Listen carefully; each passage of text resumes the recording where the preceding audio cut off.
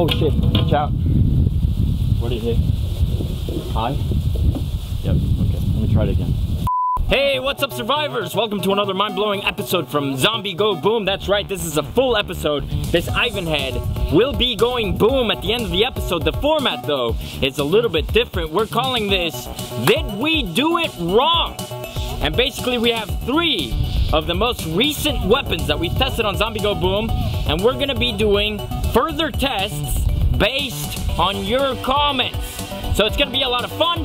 I hope you guys are excited. We even created an arm rig for one of the tests, so it's gonna be pretty awesome. Let's get going. Zombie Go Boom, kick undead ass. Alright, the first thing isn't a test. I'm just gonna be talking about this thing for like 5 seconds, maybe. Okay, basically, the biggest complaint was that we did not give this club the Overkill Seal of Destruction since it did such an amazing job and it cost so little. Well, the reason why we didn't give it the Overkill Seal of Destruction is because I forgot. But now, we did show you how to build these things, but if you're too lazy or you don't have the right equipment or any of that stuff, we're more than willing to build it for you. And then we also have kits where you can build it yourself with pre-cut parts and pre-piloted holes, so it makes it easier for you. Just check it out, zombiegoboom.com, or you can check it in the link in the description below. Next, we're gonna be retesting this partisan head. Most of you guys complained that I didn't thrust with it first, which is predominantly what you do with it. I apologize. Here is me rectifying that terrible decision, and let's do it.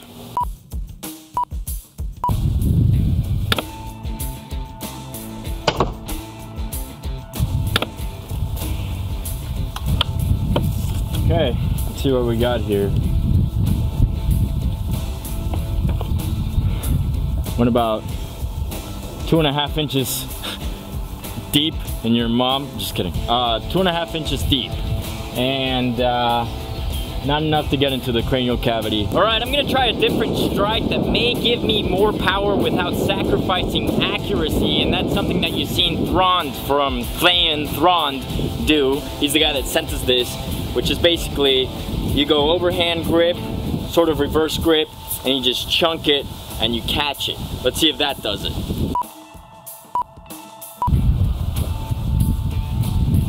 Oh shit, watch out.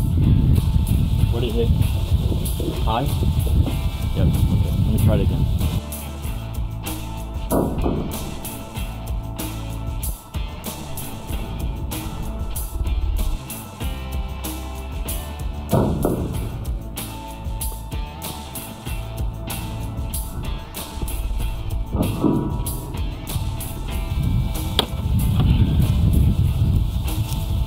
Okay.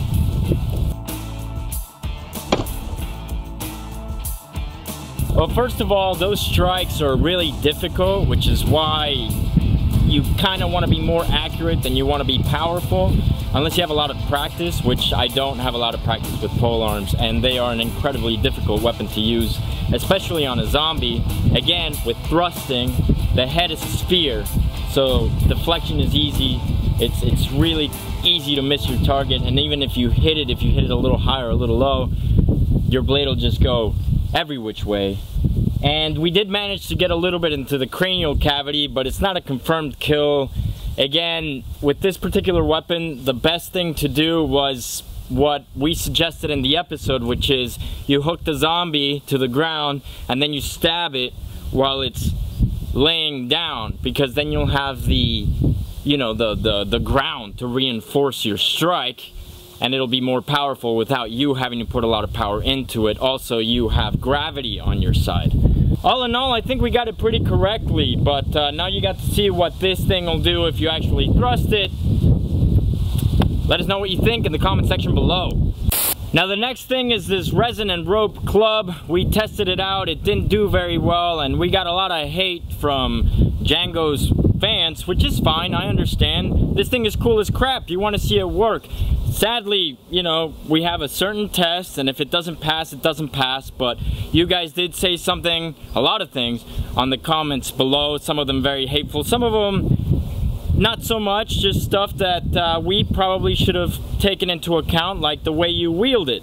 We wielded it like this because we thought, you know, you get more leverage, you get more power, you get more speed out of it, and that would give you more force. But apparently the way that you're supposed to wield this is by holding it by the balance point and just punching, which in my opinion, I think it's going to give you less power, but that's what we're going to try now. Not only does it give you less power, I think, but you also have this whole thing that could get in the way maybe. It is good for blocking though, but we're gonna see how good it is for blocking later on. So let's start with the punch and move on from there. If you get the head. It's a little safer on this one. Yeah, me too.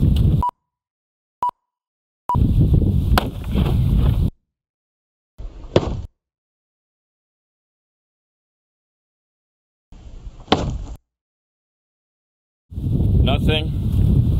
That hurt. Sorry, okay?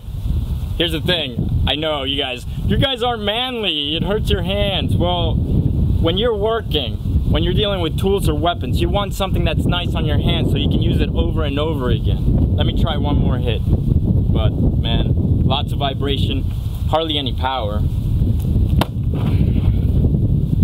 Fuck, man.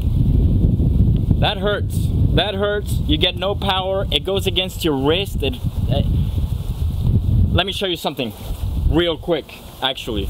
All right, ready? Boom. Okay? Comparable in price. In fact, this might be a little bit cheaper. All right? This is the Cold Steel Warhammer. This is one of the best weapons we've ever tested on Zombie Go Boom. All right?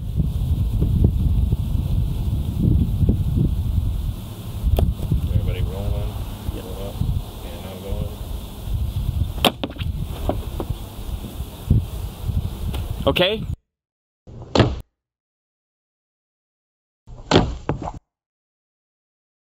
Hardly any effort at all. It's not about me being strong or being a badass. It's about the weapon working.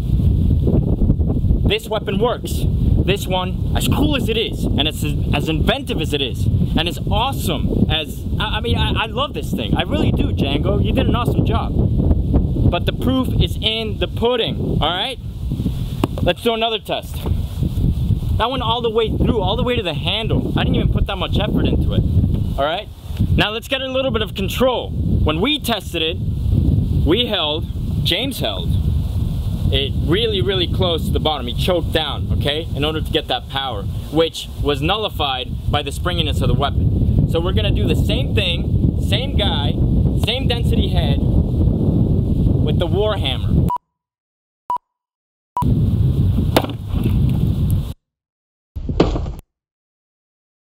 And that did not hurt my hands. Seriously, it like started to take skin off, and I only hit the zombie twice, okay? And I don't have girly hands. How much power did you put into it versus the power that you put into the... I mean, relatively the same. Okay. I mean, well, maybe, that's good. Maybe Control. not quite as... I mean, it's about the same. All right. I'm basically gonna scalp Ivan here a little bit so you can see the damage that actually happened.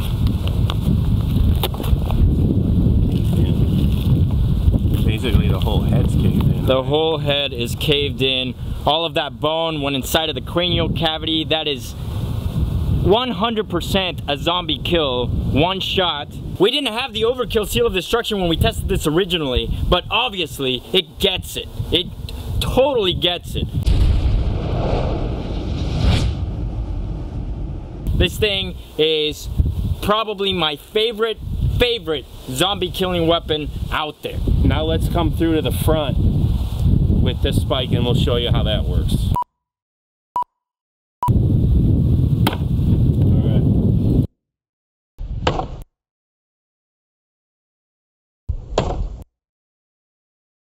And that seemed effortless, James. Was it effortless? Okay, I'll tell you what, that side was like nothing. Like I could literally, if this didn't get too stuck, it's a little bit stuck because it went in deep.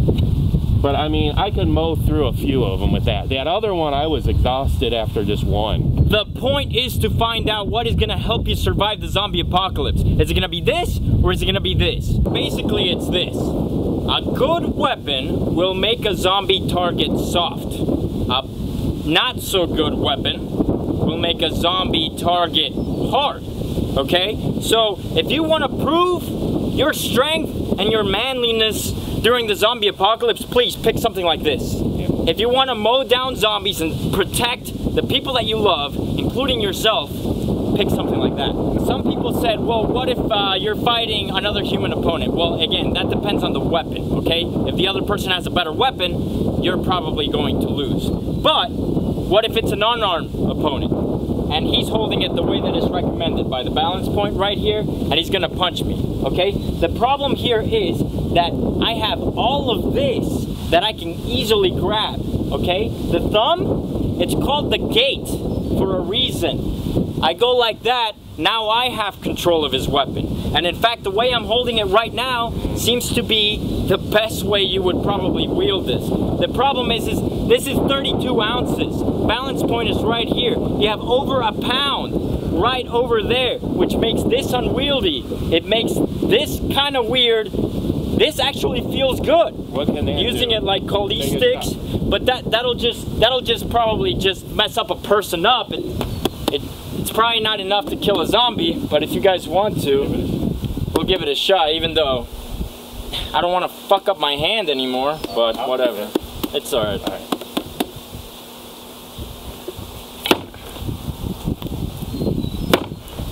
A person is hurt. Nothing. A person is down, but not a zombie. No. No.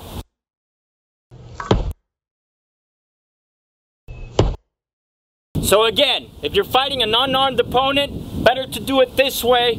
It'll keep them from taking the weapon from you, and you'll be able to move a little bit faster. But what if you're fighting somebody that has a sword, okay? And you decide to wield it this way, the way that it's recommended, and you parry by square blocking.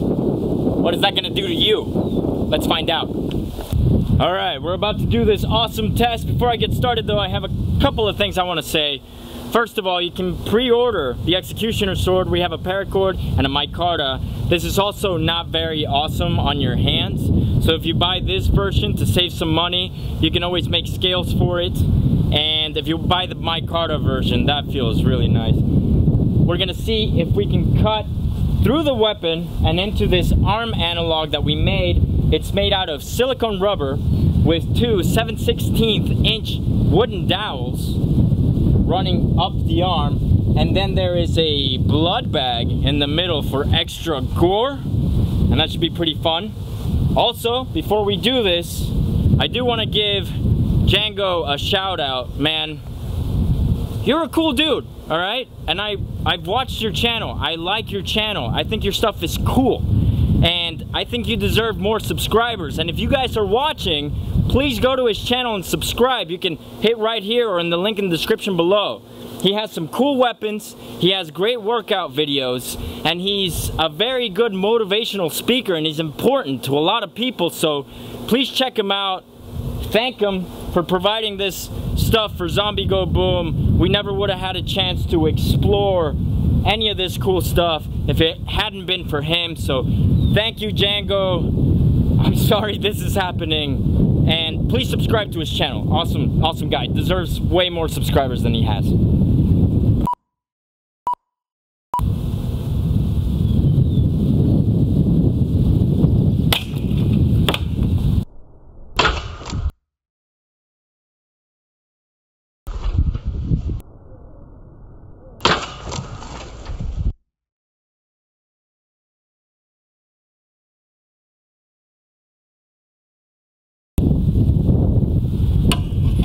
You can see the inner core inside there. I wasn't just cutting through rope. Okay, so it basically cut all the way through except for that final piece of rope, which was enough to keep that arm from being injured at all. But basically you get one chance to block a sword like this one, which is no joke, 1075 carbon steel. Now let's see what it does to this arm, and let's finish off this Ivan head with it.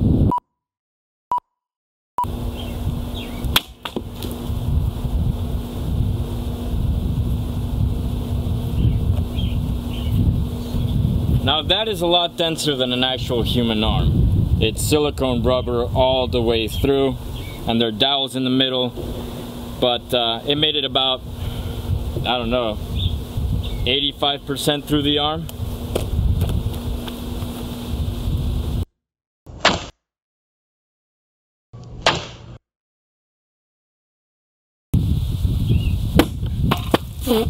Shit, jump.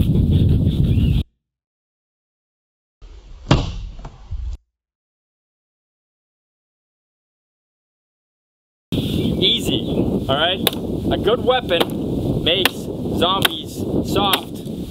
A not so good weapon makes them hard, okay? So what are you gonna pick? What are you gonna pick?